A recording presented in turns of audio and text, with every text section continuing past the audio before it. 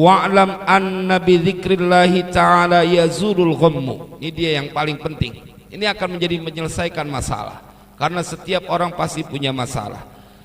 Wa'lam, dan ketahuilah olehmu, anna bi dzikrillahi ta'ala yazulul ghammu alwaqi'u linnasi fi hadhihi dari. Ketahuilah olehmu bahwasanya dengan zikir mengingat Allah Ta'ala, yazulul ghammu, maka akan hilanglah itu kesedihan, akan hilang. Al-gham al-waqi'u linnasi, yang terjadi pada manusia fi hadhihi dari, di dunia ini. Jadi para ulama mereka berpendapat bahwa kalau ada orang yang berzikir, sesusah apapun, sesedih apapun, kalau dia sudah berzikir menyebut nama Allah, kelar urusan mereka. Ustaz, faktanya banyak orang yang berzikir tetapi kehidupannya tidak berubah. Iya, karena engkau berzikir hanya secara zahir, di dalam hatimu tidak mempunyai pengharapan yang begitu kuat kepada Allah Jalla Jalaluhu. Pengen zikir yang penting kelihatan keren, pada pakai seragam datang di majelis zikir. Atau dia pengen karena kagak enak amal yang ketua zikirnya, dia tidak lahir dari keinginannya. Zikir, saya punya masalah, saya ingat kepada Allah yang menyelesaikan segala urusan, kelar. Karena saya mendapati jamaah, banyak orang-orang yang dia rajin di majelis zikir tapi nggak berubah, bertubi-tubi terus masalah. Nanti kita akan sampaikan dalam kitab ini, kata Abdul Mawahib Abdul Wahab Asy-Syarani, nggak boleh mereka susah selagi mereka hidup di dunia, nggak boleh susah. Kalau mereka demen zikir, kalau mereka mengingat Allah Jalla Jalaluhu, di dunia ini dia nggak boleh susah. Fa innal hamma wal ghamma fiha innama huwa biqadril ghaflati anillahi ta'ala. Kata Abdul Mawahib Abdul Wahab Asy-Syarani, beliau memberikan sebuah keyakinan, maka sesungguhnya segala kesusahan itu dan segala kesedihan sebabnya oleh apa saja, susahnya karena apa saja, sedihnya karena apa saja. Fa innal hamma wal ghamma fiha, di dunia ini, innama huwa biqadril ghaflati anillahi ta'ala, hanya saja itu karena dengan biqadril ghaflati, dengan kadar kelalaian orang tersebut dari Allah Ta'ala. Jadi kesedihan, kesusahan, kalau kata Abil Mawahib Abdul Wahab Asy-Syarani, yang terjadi pada seseorang beriringan dengan ukuran sejauh mana dia lupa sama Allah. Semakin dia lupa sama Allah, semakin banyak susahnya. Semakin dia lupa kepada Allah, semakin banyak sedihnya. Maka berlaku mafhum mukhalafahnya, pemahaman kebalikannya. Kalau engkau mengingat Allah, maka tidak akan pernah ada kesedihan, tidak akan pernah ada kesulitan yang kau rasakan, kecuali Allah akan urai itu dan Allah akan rubah dengan kebahagiaan. Kalau kita melihat betapa orang-orang yang begitu yakin dengan kekuasaan Allah, mereka akan mendapatkan karunia yang dalam tanda kutip keajaiban pertolongan Allah. Cuma memang pelajaran ini penuh dengan keyakinan yang terus kita tanamkan. Ente percaya enggak kalau yang ngomong ini adalah baginda Rasulullah? Ente percaya enggak kalau yang ngomong ini waliullah, yang mereka arif billah, mereka sudah kenal kepada Allah dengan sebenar-benarnya kenal. Kalau kita ngelihat kayak begini, kelar urusan. Karena sesungguhnya kesusahan itu yang terjadi pada setiap manusia beriring dengan ukuran kelalaian mereka terhadap Allah. Dan keyakinan itu mahal. Ada orang yang kemudian berlindung dengan kalimat, bukannya nggak yakin si Ustadz, bukan nggak yakin si Ustadz, tapi bagaimana ya saya kalau sedekah ngeluarin banyak, ente namanya nggak yakin udah. Bukannya nggak yakin Ustadz, emang kagak yakin. Kalau yakin diadu, Allah nggak mungkin mengecewakan hambanya.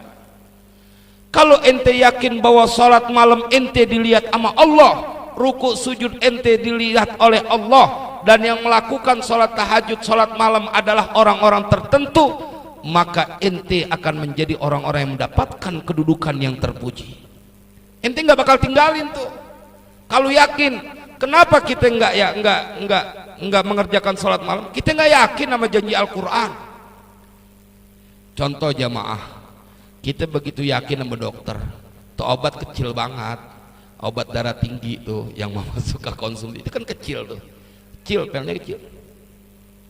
Kita beli tuh pakai ngeluarin duit. Kenapa kita mau minum?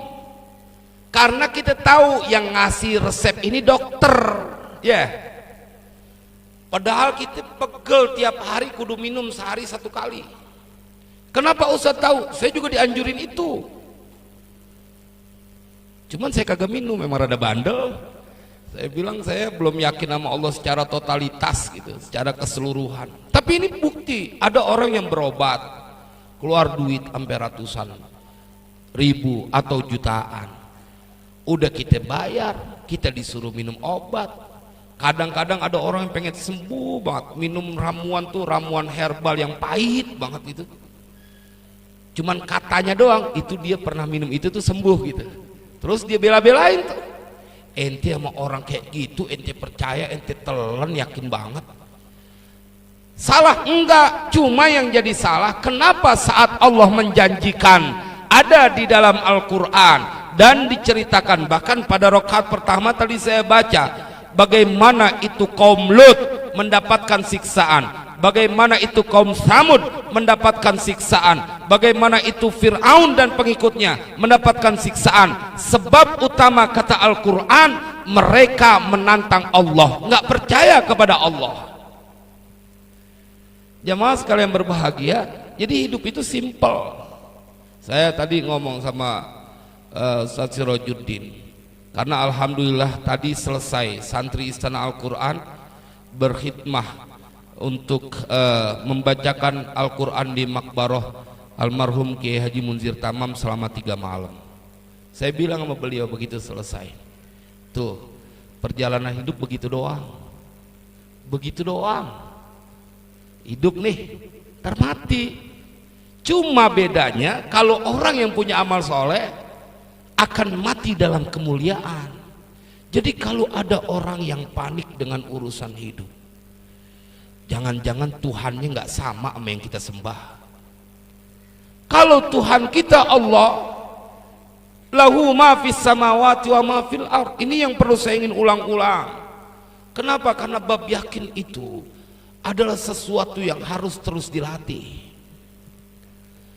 Jemaah, kita percaya betul kalau manusia yang ngomongin, karena kita tahu itu dokter, karena kita tahu itu tabib, karena kita tahu itu orang yang jago pengobatan alternatif.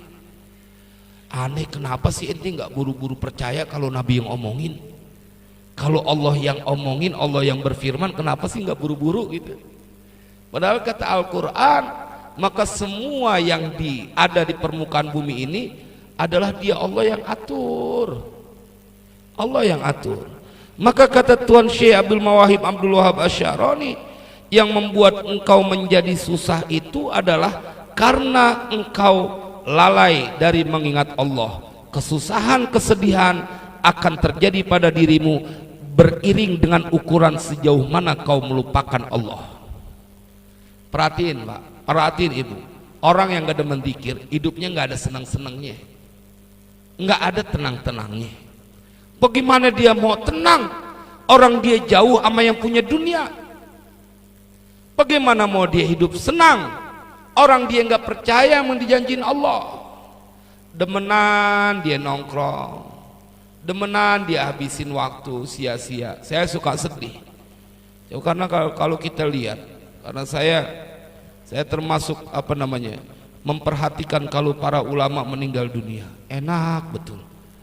Yang nyolatin kagak pakai diundang, bejibun orang yang nyolatin. Ibu bapak, itu yang banyak orang lupai,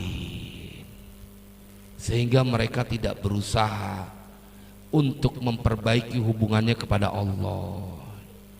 Kan kalau ada ikut di majelis zikir nih, di majelis zikir mana aja Bu, kalau kita ikut, selagi majelis zikir itu terjadi, berjalan, maka kita terlibat atau kita termasuk dalam kelompok mereka, walaupun kita udah nggak ada. Itulah yang disebut dengan athar, jejak-jejak mereka. Maka penting ini buat orang-orang yang sedang dalam masalah, sedang dalam keadaan susah, maka ada jalan keluarnya dengan mengingat Allah.